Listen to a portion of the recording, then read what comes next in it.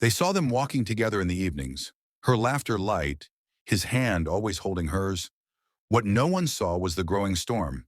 In the small town of Adebayo, love was easy to recognize. People noticed how Miriam walked half a step ahead of her husband, Daniel, as if the world was always calling her forward. She smiled often, spoke gently, and believed that kindness could fix most things. Daniel followed her closely, quiet, observant, protective, at least on the surface. They had been married for 6 years. At first, their love was simple.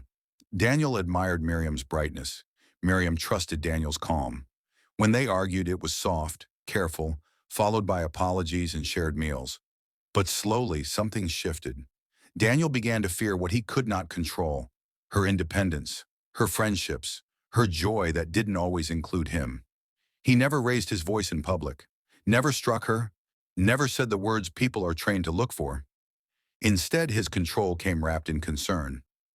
"Why are you home late?" "I just worry about you." "You don't need to see them so often." "I'm all you need, Miriam." She told herself it was love. The storm inside Daniel grew quietly. He compared himself to every man who laughed with her, every person who admired her light. He began to believe that love meant ownership, that devotion meant obedience. And when Miriam pushed back, gently, politely, it felt to him like betrayal. The night everything changed began like any other. Dinner on the stove, the radio playing softly, Miriam humming as she folded clothes. Daniel sat watching her, his thoughts heavy, his chest tight. He had convinced himself she was slipping away.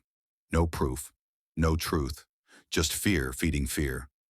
The argument started small: a question, a denial, a tone, words sharpened. Accusations spilled out of him like poison he had been saving. Miriam's eyes filled with confusion, then hurt. "You don't own me," she said quietly. That sentence cracked something inside him. The moment that followed lasted seconds, but destroyed lifetimes. When the noise stopped, when the anger burned out, Daniel stood in a silence so heavy it felt unreal. Miriam lay still. The house that once held laughter now held only breathless regret. Daniel knelt beside her, whispering her name, begging a silence that would not answer.